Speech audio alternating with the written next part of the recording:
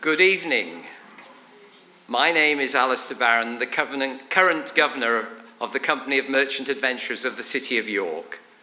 On behalf of the company, a very warm welcome to you all to our annual Science Discovery Talk in partnership with the University of York. We are thrilled to welcome you once again in person to our ancient hall and to see familiar as well as new faces amongst our audience. Some of you may have visited before, but for those of you who are not so familiar, just let me give you a little background on the company and its hall. The company has a long and prestigious history in promoting enterprise and commercial venturing, business risk-taking. A merchant adventurer was quite simply a merchant who risked his or her own capital in pursuit of trade. This hall, which we are in today, was built between 1357 and 1361, and it's unique because it's the oldest surviving semi-timbered guild hall with its 3 principal rooms still intact in Britain. More remarkable still, it has remained all this time in the ownership of the organisation that built it 665 years ago. Today, as well as maintaining and improving its hall for the education and enjoyment of the public, it's an important place for business and active force in the economic development of the City of York and its surrounds.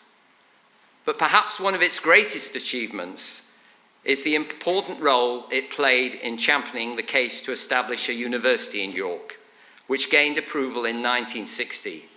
We are so delighted to have this ongoing relationship with the university, and thank you very much to the university.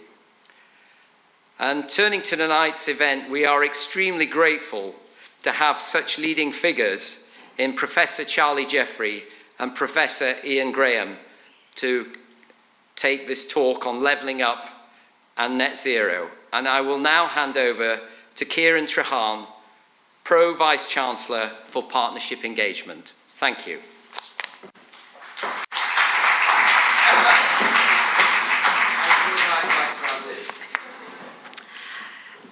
Good evening, everybody. Today's very special, and I was really struck by the words of enterprise, risk-taking and entrepreneurship, because those are close to my heart, they're close to the university. And so today's event is really important. And it gives me great pleasure to welcome and introduce our speakers for the evening, Professor Ian Graham and Professor Charlie Jeffery. But let me say a few words about the annual Science Discovery Lecture, because you can see from the room how popular and successful these lectures are. And this lecture tonight will be the 26th in what is a stimulating and thought-provoking series. Every lecture that we do has to make us curious.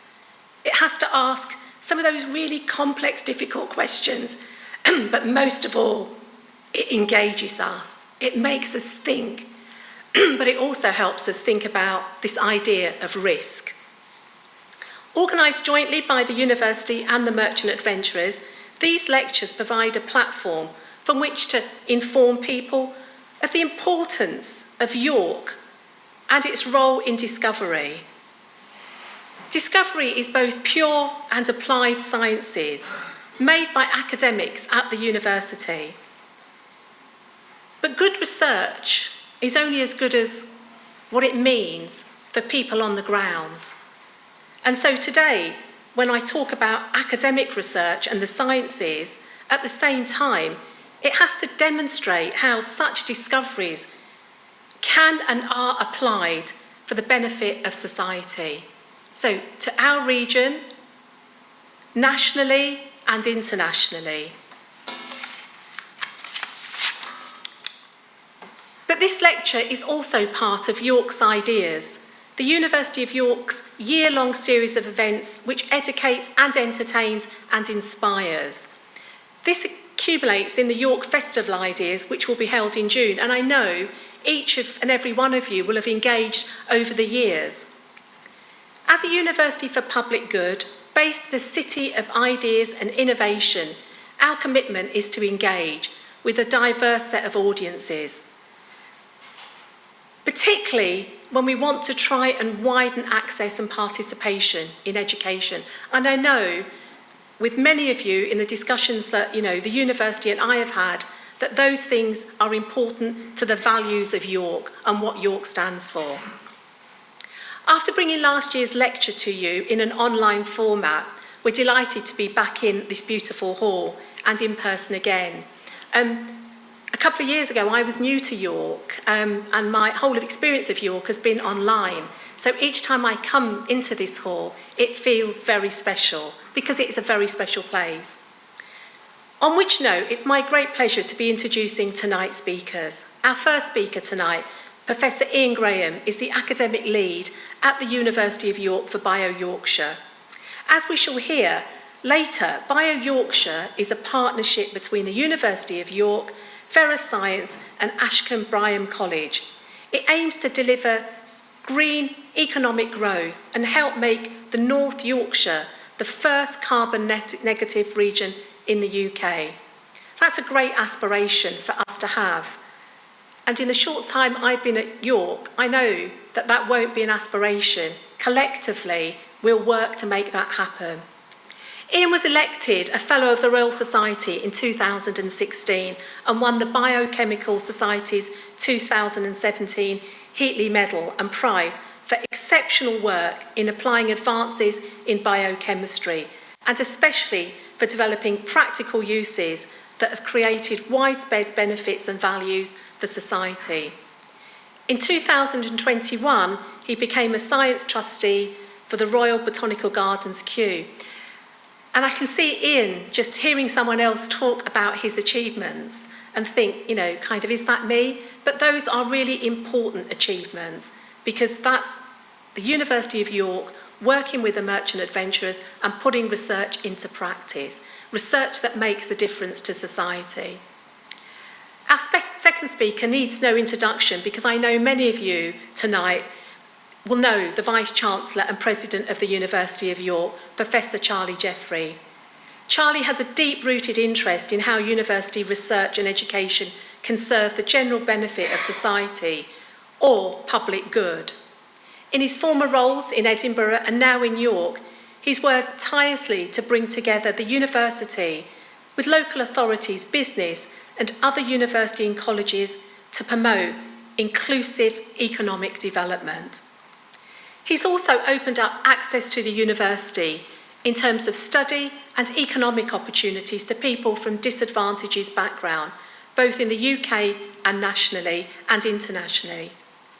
Charlie is a member of the partnership board of a key organisation in the City of York, the York Central Steering Board and the York Health and Care Alliance Board.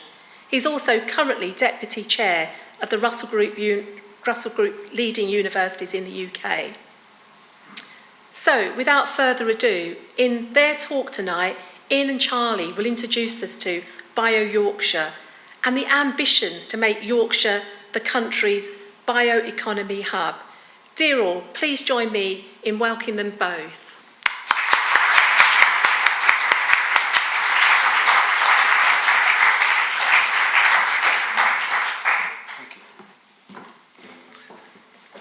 Thank you, Kieran, for that very generous introduction, and thank you to the Merchant Adventurers for this wonderful opportunity to tell you something about my own work, the work in the University of York that relates to the title, Levelling Up and Net Zero, BioYorkshire and the Bioeconomy.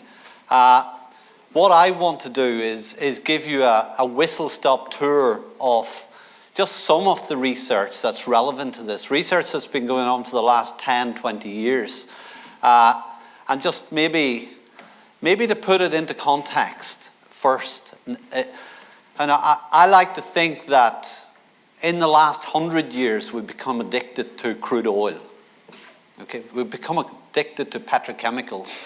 And those petrochemicals, as we all know, whether we like it or not, are really damaging the planet to a point where everyone is worried about it. And the merchant adventurers have been, trading not in crude oil for the last 700 years of their existence, but in other stuff. And that other stuff is bio-based stuff. It's wool, which I think is probably one of your major earners, and probably fat and tallow and lots of things that were coming into York. And really what we have to do is go back to trading in those bio-based products. And you might be thinking, well, you know, we've got windmills and solar farms, we don't need to worry about that. But, you know, windmills and solar farms can only do so much. They produce energy, and that's really important. But there's lots of other things we need. And so what I'm going to do in the next 15, 20 minutes is do a whistle-stop tour through some of the projects that we're doing at the University of York that relate to that other stuff. And how we want to replace petrochemicals and the innovation platforms that we're building to try and replace those petrochemical feedstocks that we've all become reliant on. And it's been a good 100 years, but you know, it can't last. And it's not just net zero, it's biodiversity as well. And so I always think of the flip side of that coin being biodiversity loss, and that's why I'm also really committed to that job at Kew Gardens, which is to address at the same time as net zero that biodiversity loss. So let's, with no more preamble, as is my wont, get into it. So I like to summarize a lot of the work that I do and a lot of my colleagues do, and I'll be selective in giving you some of those examples with this slide. And our vision and innovation strategy, and there's 3 steps to it, just to get you into the mind of a bioscientist now. And this is, you know, it's quite a simple concept. You know, nature out there in the world has got lots of solutions to problems that we're facing today. And one of the first challenges of a scientist is to discover some of nature's solutions. You'll understand by what I mean by this in the coming slides. But so it's a big discovery part, and that can just be purely curiosity driven, or it can be from a strategic angle of, you know, we need to go out and discover a solution to this. Maybe it's a material that we want so discovery, and then really before you can use that, just in everyday life, before you can use most things, you really have to understand how it works. And so a lot of biochemistry is about understanding how something works. And then the last part is engineering, okay? Engineering nature's production platforms. So nature's production platform could be a field of wheat, or it could be aquaculture, or it could be a fermenter. And when you might be wondering, what's a fermenter? Well, you know, you all know about brewing beer, which has been around a long time. Maybe it's another thing that the merchant adventurers traded in. But fermenting is you know, big vats growing yeast or growing bacteria and or growing plants in the field. So those are the 3 steps that I've almost all my career been thinking about and living in. And the secret is moving along these 3 steps. And the areas, this isn't exhaustive and you'll see that, but the areas that we've focused on are areas to do with healing the world, feeding the world, and fueling the world. Okay? And we've done that after a fashion over the last 20 years at York. I moved here 22 years ago when we were just setting up this centre called the Centre for Novel Agricultural Products. And the man in the room, the man who appointed me is in the room tonight. I won't call out his name and embarrass him. He's probably regretting it. And we've made a pretty good job of that. In fact, in the last government exercise, about 5 years ago now, we were first in the country for the impact of our work in the whole life science, bioscience area. So that's in the whole of the UK. And the problem is the next exercise, the results are coming out in June this year. So I'm starting to stop saying that now in case we're not first again. But we'll be up there even if we're not first. And we're not too worried about it. But, you know, so we have done some really good work and we're all really, really proud of it. So this is a really detailed slide, but I think it's a really important concept that I want to get across to you. And the concept is that, you know, nature has got an amazing treasure trove of biodiversity out there. And a lot of that is in chemistry, is in the molecules that are out there. You know, everybody knows about the treasure trove or knows about Brazilian rainforests and what's happening to them. Well, they're full of amazing biodiversity that have a lot of the solutions, the nature's solutions to the problems that we're facing in healing and feeding and in fueling the world. And that's why biodiversity and preventing biodiversity loss is really, really important. We shouldn't be burning down the rainforests and growing soybeans. So we work on a lot of these. This is just one family of molecules. And in fact, I just pick out this plant. This is milkweed. And if any of you were weeding your gardens this weekend, last weekend, you've probably been pulling milkweed out. It grows everywhere and it comes up really early. I was pulling it out myself. And you know, this plant has been used since Roman times in Britain to produce a molecule which basically kills the skin lesions that appear from too much sun, like people with my complexion. And it's used as a medicine. We're trying to work out how it's made. One of the problems is this is a tiny weed and it's difficult to get it out of this plant. This is another plant that produces prostratin. This is an antiviral compound in clinical trials for HIV. This is another, this resiniferous toxin is 1,000 times hotter than the hottest chili pepper. Okay?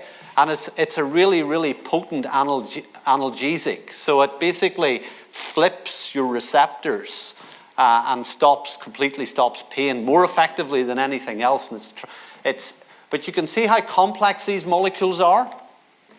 They've evolved over hundreds of millions of years, so plants can usually stop animals eating them. But we come along, you know, a few thousand years ago, 100,000 years ago, and start using them for all sorts of things. So that's one take-home message: is there's just amazing biodiversity out there that we're only skimming the tip of the iceberg.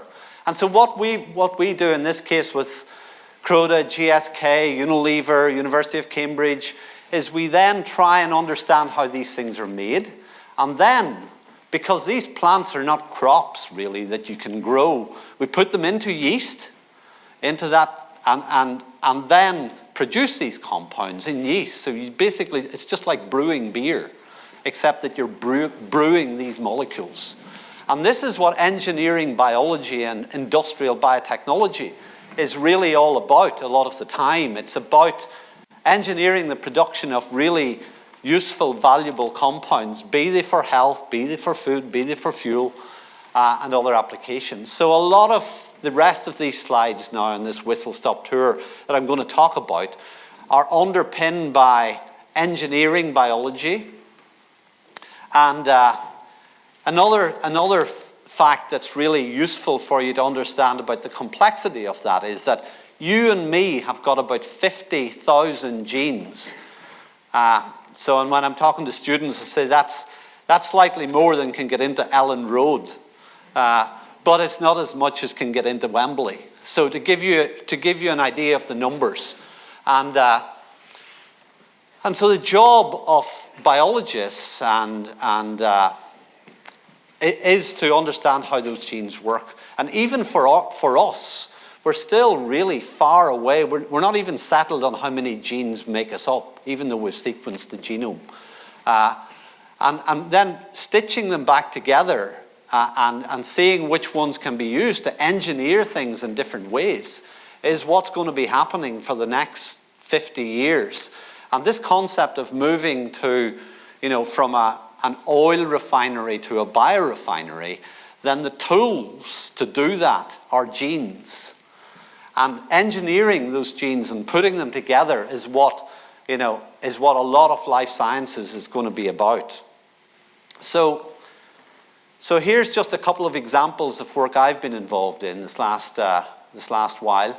This one that some of you will have heard of was funded by the Bill and Melinda Gates Foundation. It was to improve the production of the only effective treatment for people suffering from malaria, a compound called artemisinin.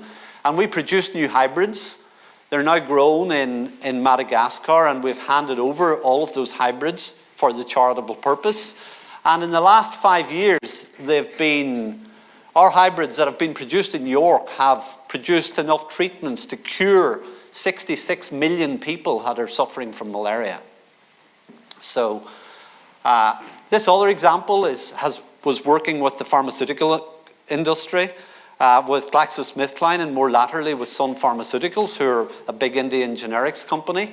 And we've developed better opium poppies that are grown in Tasmania, in Australia. And this is an anti-cough treatment. And our hybrids, our new varieties have produced compounds to treat 1.2 billion people that suffering from cough. And we also have developed a number of other varieties. So we've done that by understanding how those compounds are made and improving production in the plants. Okay, so that's good. So and we're interested in other plants as well.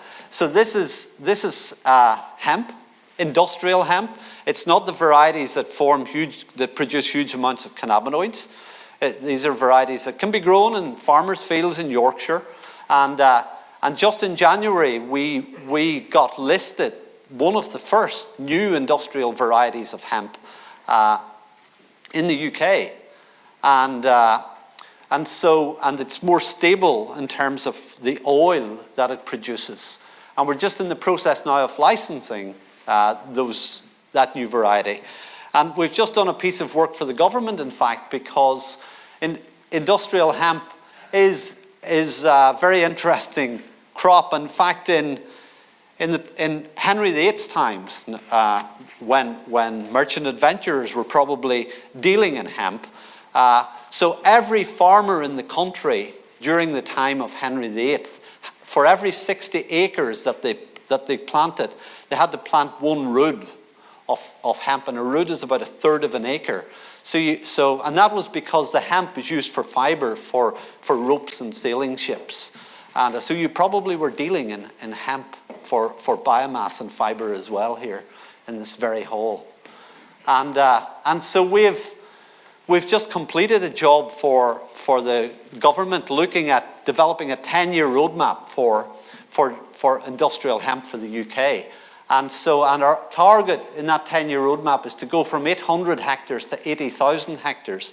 And you might think, where is the land going to come for that? But hemp is really good because it's got low impact and it can grow in really good arable land. So as a break crop, possibly as an alternative to oilseed rape, which I would like to see, it can, and farmers like this. Farmers in Yorkshire like this. We do trials in Yorkshire, not that far from here, looking at this. So it's a really exciting time, and one of the really good applications of our work. One of the things I want to do in the next 5 years is develop a new variety that's got 0 cannabinoids, so that we can totally change the way people think about industrial hemp.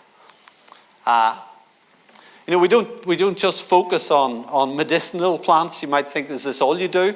My colleagues, Ian Bancroft and Catherine Denby, focus on a number of other crops, oilseed rape included. And this is an example with lettuce of Professor Catherine Denby's work, and where she's developing new resistant varieties that don't spoil. And this is a massive problem for horticulture. And of course, now is a really exciting time to do this as well, because our government policy has changed so that we can now do gene editing and introduce new gene edited crops. And that's that's a game changer. This is one of the, I don't want to get into Brexit discussions here, but this is one of the things post-Brexit which I've welcomed with open arms, let's say, because I think it can be a game changer for many of the traits that we find challenging. So just imagine crops that you don't have to spray 10 times with pesticides can have a huge positive impact on farming. This is a great example from Professor Luke Mackinder, who works not on terrestrial plants, but on algae, on microalgae that grow in the oceans. So microalgae growing in the oceans fix more carbon out of the atmosphere every year than all of the terrestrial land plants put together. Okay? And they do that under really challenging conditions because carbon dioxide in the water is at far lower and less available concentrations than in the air. And so these algae over 3 billion years have evolved mechanisms that concentrate the carbon, okay, to 10 to 50 times more efficiently than plants on land. And so what Luke's doing is understanding how they do this, with the ultimate goal then to lift those mechanisms into crop plants so we can have more effective carbon capture, because sunlight and photosynthesis captures carbon out of the atmosphere. And so basically this is when you do it on paper, you should be able to increase crop yields by 60%. You can also use it for carbon capture and build structures that allow you to do efficient carbon capture out of the atmosphere, and then also use it to develop high-value products. So this is a long-term goal. This can take 20 years, but it's something we need to be doing now if we're going to hit net zero by 2050. This is work from Professor Neil Bruce and Professor Simon McQueen Mason, who are really interested in plant cell walls. That you can see here. And so plant cell walls, this floor is made out of, wood, and which is made out of plant cell walls. And a lot of it is really hard to break down. But a lot of that carbon that we want to use is locked up in biomass. Be that biomass that come from crop residues, or be that biomass that's in municipal waste. So there's huge amounts of biomass that goes to waste each year and isn't used. And so the big challenge is to convert that biomass to sugars. And then we can either use those sugars to produce fuel by fermentation, brewing, as I was saying, or we can produce other chemicals from it as well. And so our challenge is to completely replace petrochemicals by bio-based feedstock in the next 10, 20, 30 years. And it can be done because when you do the maths, there's enough bio-waste goes to loss each year to replace the petrochemicals that go into making all of those materials and chemicals that we rely on many times over. So it's there, we just have to work out a way to do it. And so this is a complicated slide, but it drives home that message of going from, this is petrochemicals and fossil fuels. And this is what we've become addicted to, this top line, over the last 100 years. You just dig it out of the ground, pump it out of the ground, and make it into all these wonderful things. And it's fantastic. It's been a great ride, but we've got to get off that train. And then, this was the start of the biorefinery, really. And, it's still going on to an extent. And this is called first-generation sugars. And it's really where you can take either sugar from sugarcane or starch from wheat and put it into a fermenter, and you can produce bioethanol, and you can run your cars on it, or you can make some other interesting chemicals from it. But that's not really sustainable because we need that stuff for food. Yeah? So it's the rest of that biomass that's going to waste that we need to use. And that's what the second generation sugars is. And So I like to refer to, instead of crude oil, which everybody knows, talking about crude sugar. And it's not, it's literally that, it's crude sugar. If you look at the really brown, sticky stuff that comes out after you try and convert that biomass to sugar, it's not something that a nice yeast cell is going to be very happy growing on. So there's still a lot of discovery work that needs to be done to get the good out of that crude sugar. Just in the same way that it took 20, 30, 40 years to go from discovering and pumping oil out of the ground until we had nylon in the 1960s, I think it was, from New York, London, and from DuPont. And so that same thing has to happen now, and that's why we need investment, and that's why we need things like BioYorkshire to make this happen. It's not going to happen overnight. It's going to take time, but it's something that has to happen. Just to finish on a couple of examples of then other things you can do with that crop residue or food waste. That I can just imagine merchant adventurers doing it 200 or 300 years ago, and we have to get back to thinking about doing it again. And this is another example coming from Professor Dale Bruce's work, along with some PhD students at the University of York, Alexander Satchfield, prominent amongst them. And so basically they've shown that you can take wheat straw, which you can use for bedding and not much else, but they've found a treatment that they can give to wheat straw that allows black soldier fly larvae to grow on it. And black soldier fly larvae is one of the new, it's like the new golden products for protein production, because we've got to find a way to produce protein that will replace all of that protein that the world needs for food, and not least from feeding soybeans for meat production in China. So black soldier fly itself, that larvae can be used as animal feed. And so the whole concept here is to develop that as a feedstock for producing animals or producing ultimately food for human production. And so again, it's using innovation to find solutions to current day problems. The other work that we do in partnership with Yorkshire Water, Professor James Chong leads on this, is to look at anaerobic digestion, and not just for sewage sludge, which is really important for producing energy from sewage sludge, but from biomass and food waste as well, to produce energy that can be fed into the gas grid, or to produce fertilizer for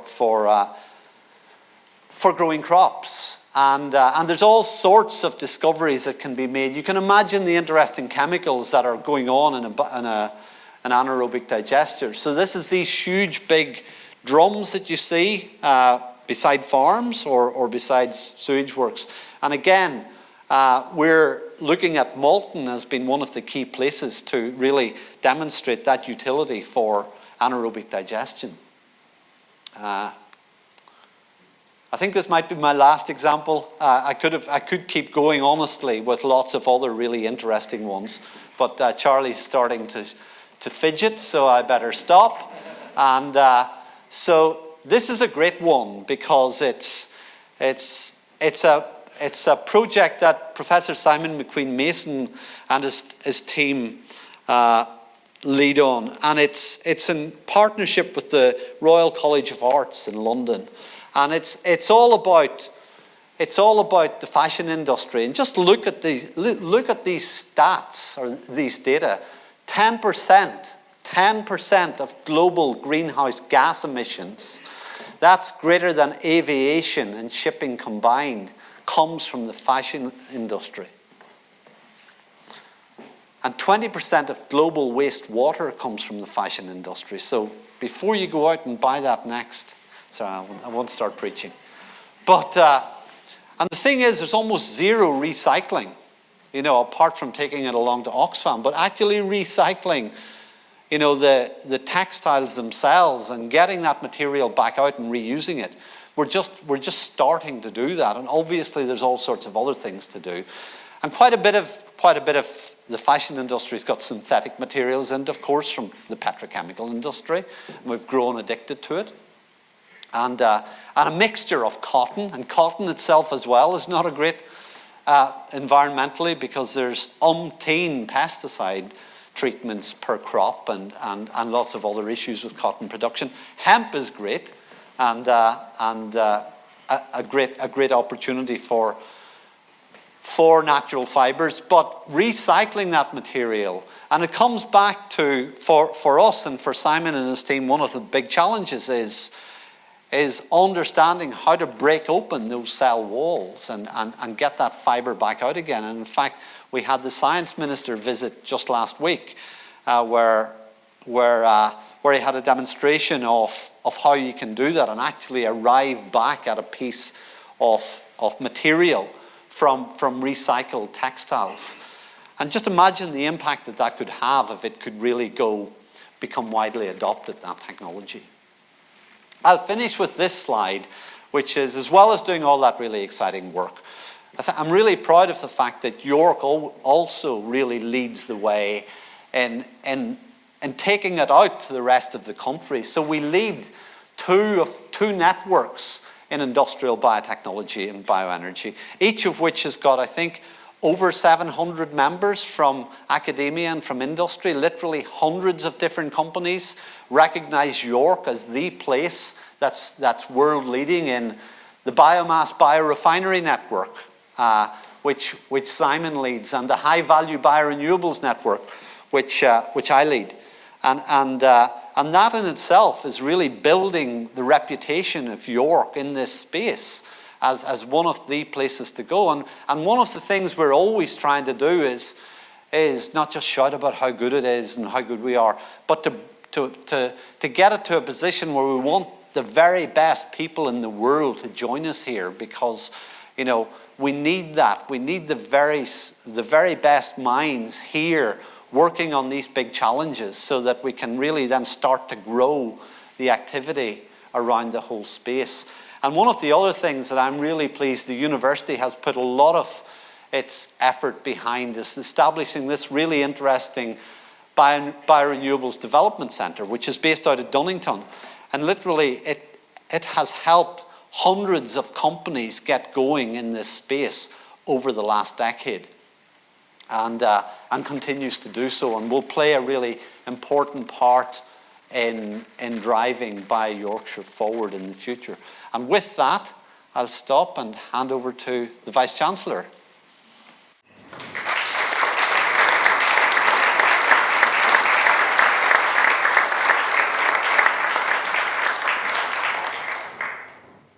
Thank you very much, Ian. Thank you, Alistair, for having us tonight. It really is wonderful to be back here. Wonderful to see so many faces that I got to know, albeit very briefly before COVID, and seen once or twice on screens since. It's wonderful to see you all in person.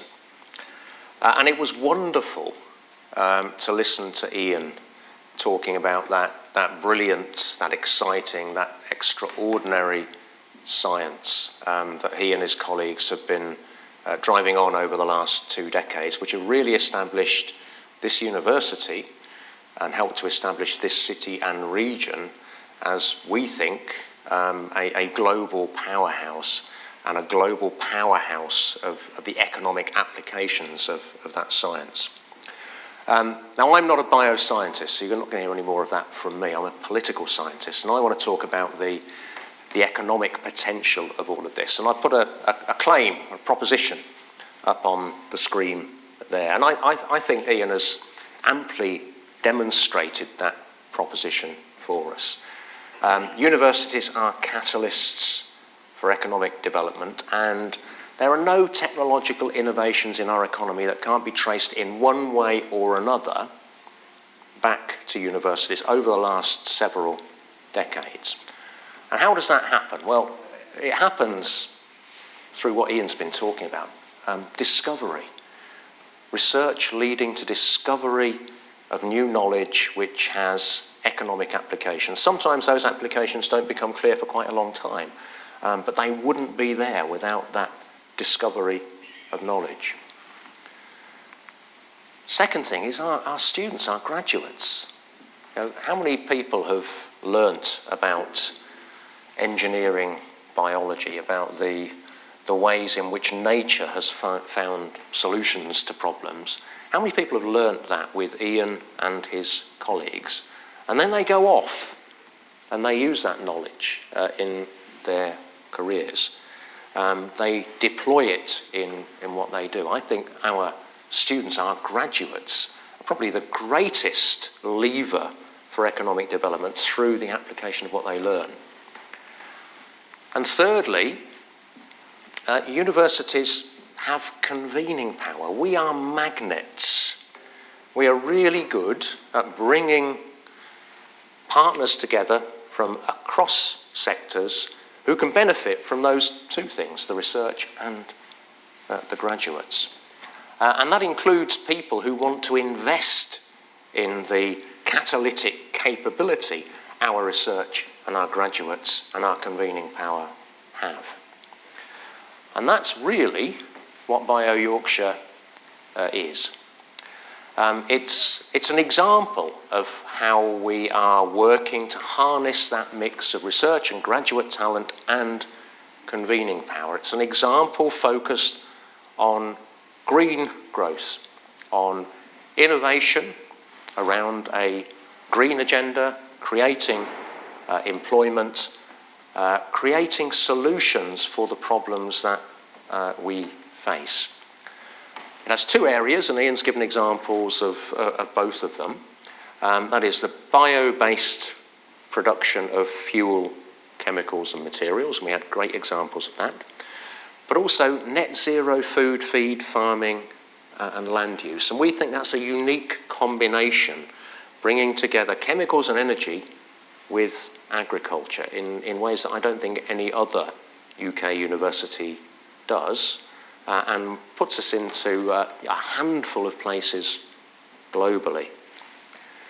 But it's not just the university. There are 3 institutions involved in this partnership, bringing complementary expertise. You heard from Ian about what we do. Discovery science, working through to application in the economy, to the incubation of new businesses and new products. You heard about the Biorenewables Development Centre, which helps us to do that out in Dunnington. And of course, we supply brilliant graduates who've worked with that science. So that's what we do, but we have also, and it's great that they're both represented tonight, Askham Bryan College and Ferrer. Askham Bryan College, on the edge of York, is one of the UK's leading land-based colleges. It has fantastic graduates in land-based skills and a rich fabric of relationships with the farming community. And then there's Ferrer Science, a scientific powerhouse. It's a huge complex out towards Sandhutton. It provides a crucial aspect of national resilience in environment and food security, but it also brings innovation to establish businesses, helps to incubate and accelerate new ones, all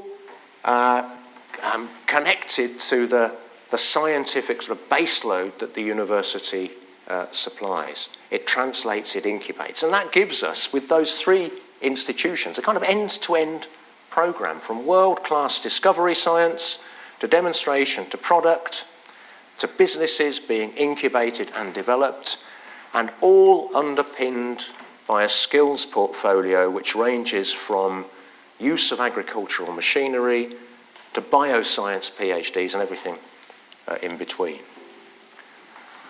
I think that's an extraordinary partnership. Here it is pictorially.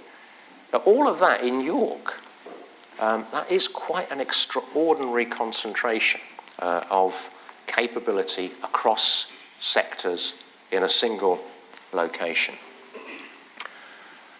And it's also nested in a wider partnership. This is a grouping which is supported with enthusiasm by all of the local authorities and the local economic partnership in York and North Yorkshire, and through them and with their support now forms the innovation pillar of York and North Yorkshire's devolution deal. Some of you may have noticed the government issued a white paper on levelling up a couple of weeks ago. There were not that many new and concrete things in it. It's very interesting, conceptual, but not many new and concrete things, with a crucial exception, and that was the formal launch of the negotiations on the York and North Yorkshire devolution deal, of which BioYorkshire is the crucial economic development component. So what are we going to do? Well, starting on the left, we have what I've just described, those elements that the partners bring together: outstanding bio-based research and education and training across that whole skills portfolio. What we do is bring that into connection in all sorts of creative ways, and Ian's described a number of them, with a really quite powerful cluster of established businesses, big businesses, in food, agriculture, chemicals, energy and utility industries. Ian's mentioned some of those. We're actually pretty much a food capital here in this part of the world. Supermarket chains headquartered here like Asda and Morrison's, big food and drink businesses such as Nestle, McCain, Quorn, all providing a market for adopting some of those bio-based processes, products and services that Ian talked about. And in chemicals, we've got companies like Croda, in energy like Drax, in utilities like Yorkshire Water, all benefiting from drawing on the innovation of those scientific advances that Ian talked about. And then you stick that in our natural capital, which is a shorthand way of saying we have all sorts of productive agricultural capability, our land, but also up in the hills, an awful lot of capability to sequester carbon. Fantastic natural capital which aligns extremely well with this programme. And then we have, right next door really, the redeveloping industries of Humberside and Teesside. Energy and chemicals industries focused on crude oil in large part, or fossil fuels in large part, now adapting, now in the position to benefit from the bio-based feedstocks that Ian was talking about. So that's an extraordinarily powerful alignment of factors there. And we're targeting all of that on these outcomes. This is largely what the government is talking about when it's talking about domestic economic issues. It's achieving net zero, but not just in that sense of regulating us and taxing us to do it, but opening up innovation in the economy to do it. And in particular, after COVID, that idea of green recovery. And the government really wants, it seems, to level up, to begin the rebalancing of an economy which has been skewed towards the capabilities and the strengths of the southeast of England for too long. It wants us to be a science superpower. Well, Ian and his colleagues are a science superpower. We really need to support that science and grow it yet further, not least because it gives us economic resilience, and I'm going to come back to that point in a few minutes. Now, we are looking for public investment, and in fact, in the first phase of the programme, we're looking for £120 million. Now, that sounds a lot, but remember that magnet effect that I talked about earlier. We think we have more than £120 million worth of private investment waiting to be locked down through the leverage of public investment. And it's 120 million plus. We think that's the start. We think there'll be much, much more than that in due course. And we know now that there are companies wanting to invest in business park facilities because of BioYorkshire.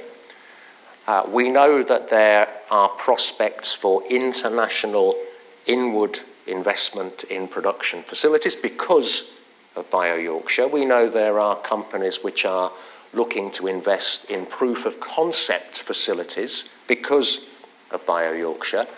And we know that there is a venture fund which is about to be switched on in a first phase with a second one in planning that is going to be here because of BioYorkshire. That would be the start. There's more in the pipeline.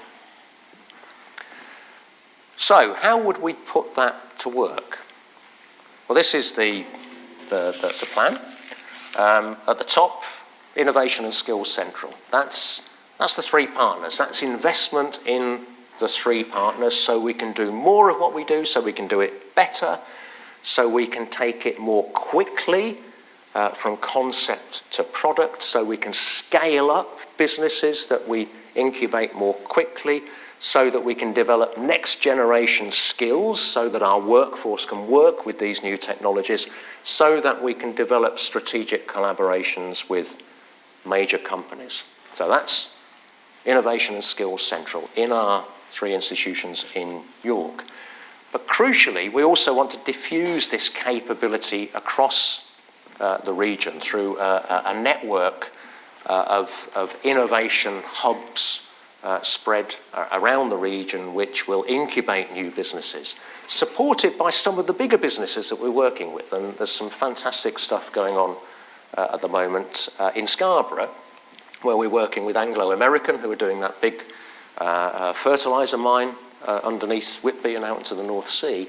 And they're working with us and thinking about how to incubate green businesses in that space to capitalise on what they're doing and on what we're doing. And we hope to have several of these hubs across the region and to support them all with an accelerator capability. In other words, the training in developing businesses that early stage companies need to make sure they get through that very difficult early stage. We want to help them in that way. So that's what we would do with that funding from government if they give it to us. This is what we think we'll get out of it. We've done what the government calls a green book analysis, following a treasury model of trying to understand the impact that an initiative would have. So what have we got there? 2.8 million of CO2 taken out of the atmosphere. All the stuff that Ian was talking about not wasting stuff that we currently waste. Well, that's 1.2 million tonnes not going into landfill. 1.4 billion in GVA, return on investment over 8 to 1. And lots of jobs from agronomists, bioscientists, and all sorts of other areas. And look at that. This has been mentioned, I think, both by Kieran in the introduction and by Ian. But we think this can help, alongside all of the other things that partners in the region are doing, to make this region the first carbon negative region. Not net zero, carbon negative. Shifting the dial in an extraordinary way. And this is getting traction. A couple of characters here, one of whom you will certainly recognise, who in November 2020 said that in Parliament in response to a question by the York Central MP, Rachel Maskell, talking about green industrial revolution and how BioYorkshire needs to be one of the beneficiaries of that. Ian mentioned the visit of our Science Minister, George Freeman, seen here pointing at a test tube in the biology department with great interest. I've met many ministers in many scenarios. I don't think I've seen anyone who had so much fun being shown around the brilliant science, but also hearing about the brilliant partnership that we have. And in response to an adjournment debate in the House of Commons, launched by Rachel Maskell, he said, genuinely, an excellent cluster, a real supporter. Why do they like it so much? Well, it does what they want. It really, really hits this government's targets. The Levelling Up white paper I mentioned a little while back has so-called levelling up missions. There's 12 of them. We've picked 4 of them out here, and we hit them right on the nose. We will boost employment and productivity. We think we're going to be a globally significant hub in this area. We generally have relatively low R&D funding intensity in this part of the world, but if we can leverage, I say 2 to 1 here, we think we can do rather more than 2 to 1 private to public investment. We're going to shift that dial. We have that skills component, which is absolutely crucial, and they want innovation-focused devolution deals. Well, we're certainly giving them that. So all of those reasons which align with government policy. There's something more as well, and I've borrowed Ian's slide here. This brilliant articulation of that move from dependence on fossil fuels, on the product of ancient sunlight, to crude sugar, the product of contemporary sunlight, and the way that it helps to grow plants which have lots of starches in. Absolutely vital for us if we want to achieve that net zero, that carbon negative ambition. But it's now, I think it's really critically urgent, given what we have seen in the last few weeks. We have shown how energy insecure we are in the last few weeks as the consequences of the war in Ukraine have unfolded. And we've also seen, I think, a bit of a temptation to backslide on moving away from fossil fuels. Okay, well, let's fire up the coal-fired power stations again. Let's find other ways of getting some oil. Rather than thinking, as I think we should think, how can we accelerate this transition? I think there's an opportunity here to think in that way. One final word from me, and that's on convening power. Now we have the 3 institutions working together, university, college, and FERA. The local authorities and the LEP are right behind it. We've got that emergent support from government, which we hope will turn into some funding in due course. But we've also got brilliant support across the private sector in the region. These are partners working with us as part of our industry advisory group or as part of collaborative programs with Ian and colleagues. I think it's rare that you find an alignment between that core group, the wider group of local authorities, central government, and the private sector pushing in the same direction, sharing a purpose. It's going to be a winner. Thank you.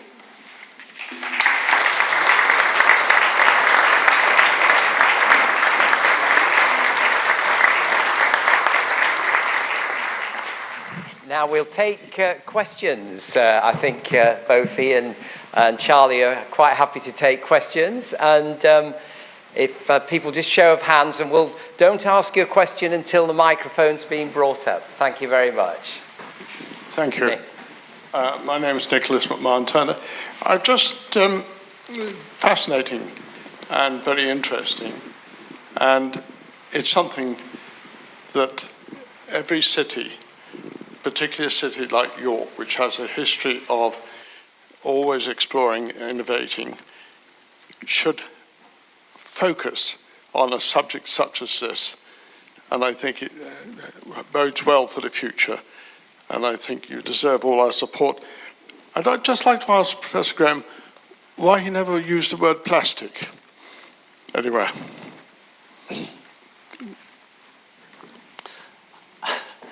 I could give all sorts of answers to that. I don't typically look back, but there is. I could have used plastic. There are quite a lot of opportunities to develop plastics that are produced from bio-based feedstocks. We're looking at, in fact, some companies relocating to the region that are particularly interested in developing plastics from bio-based feedstocks, and that's ongoing.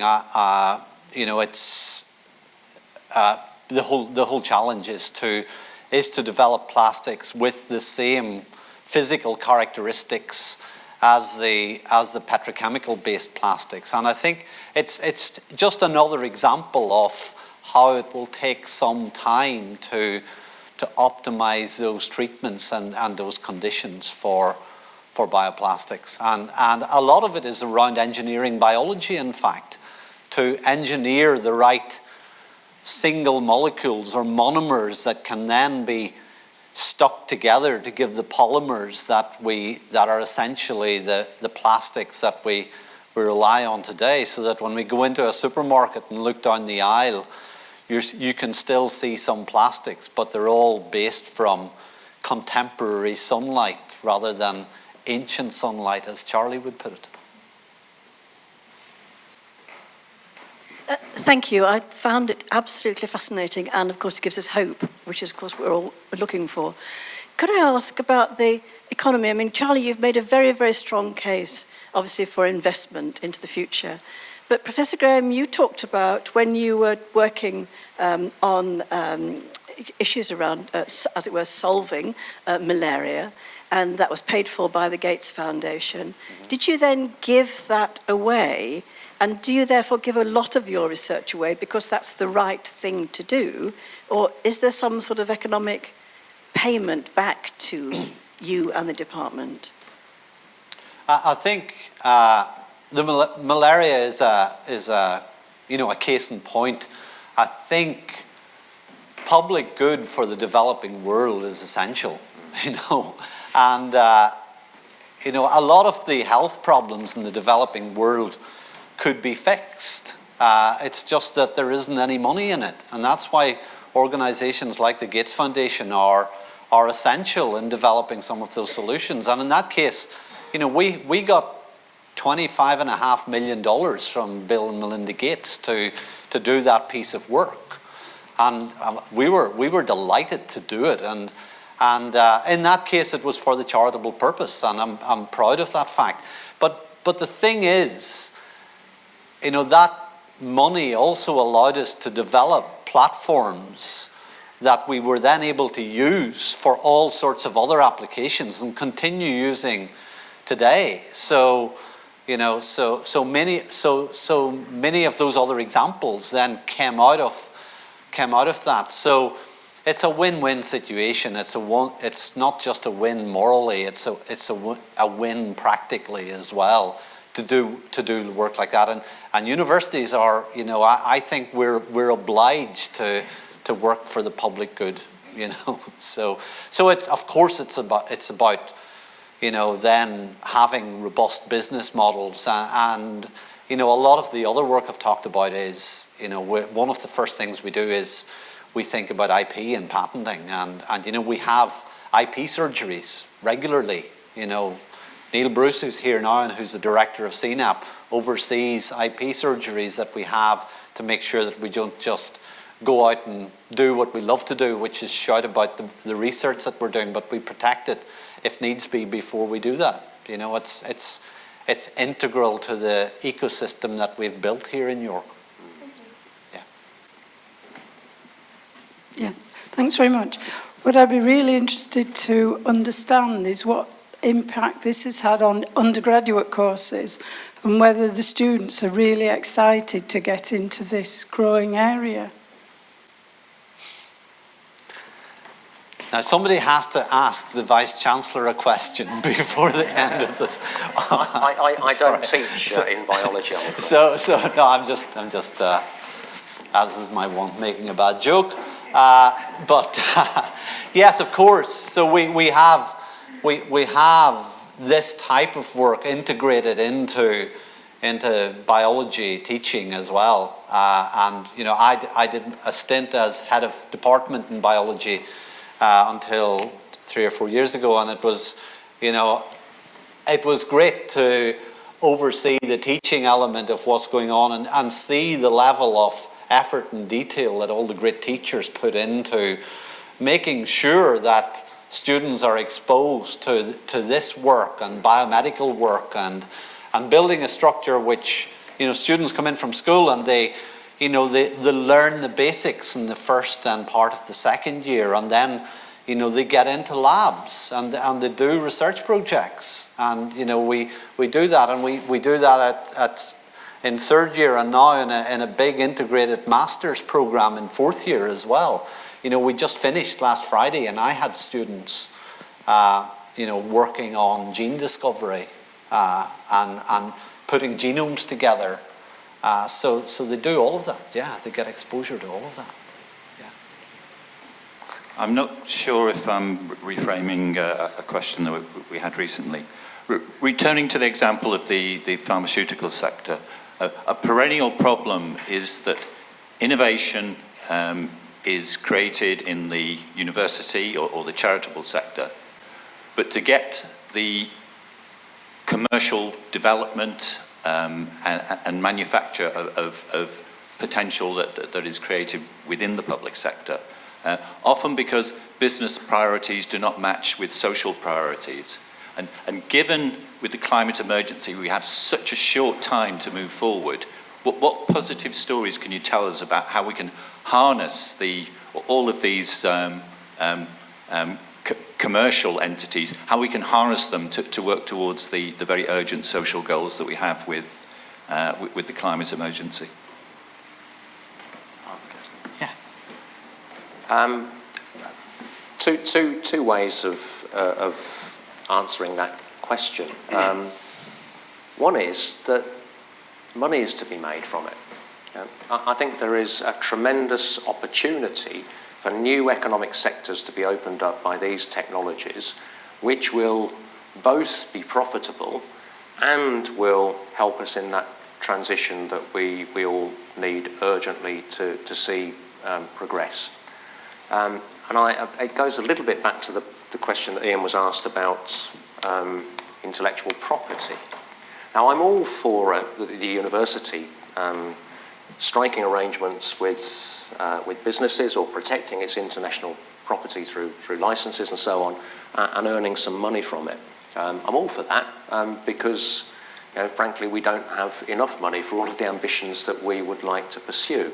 But I'm also absolutely delighted if, because of the context that we help to create through this brilliant science, diffusing its way into the economy in this part of the world, and because of the brilliant graduates who are available and skilled to work in these industries, I'm absolutely delighted if people invest in this region in ways which doesn't directly impinge on the finances of the university, if that's what helps them to develop the capabilities to push us on that road to net zero.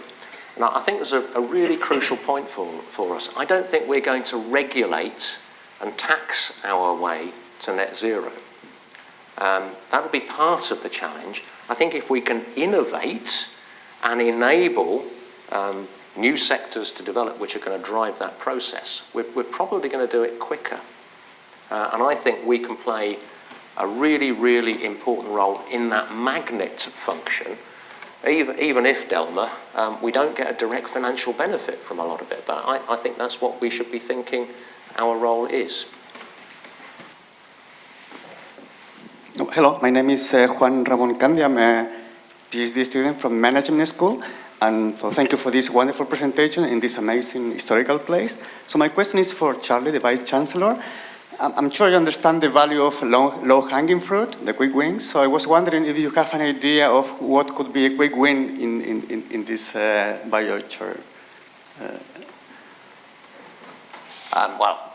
Ian's the man for scientific quick wins, but I do think that we have a unique set of relationships in place which is already working. I mean, it's already doing the things that we want to do. It's already developing ideas which are right for economic application. It's already incubating new products and helping them to grow.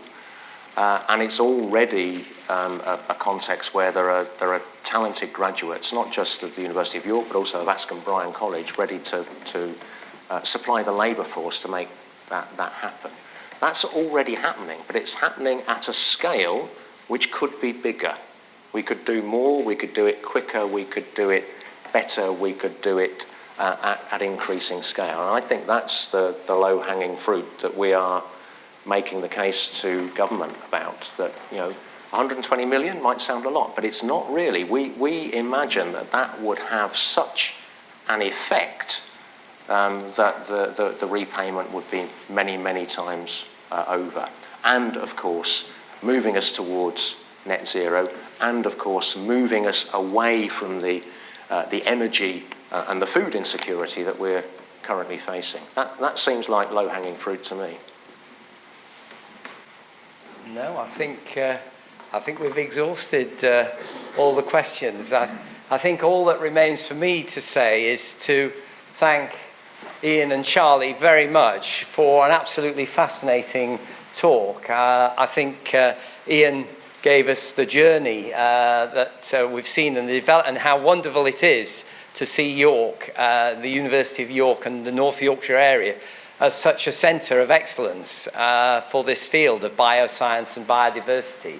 It really is amazing, and as Charlie alluded to, the fact that graduates of the university can get involved in this field, and the partnerships for BioYorkshire going forward with these companies, with the local authority, with central government, it really does bode well, and we're very grateful for the insights you've given us tonight. So thank you very much indeed.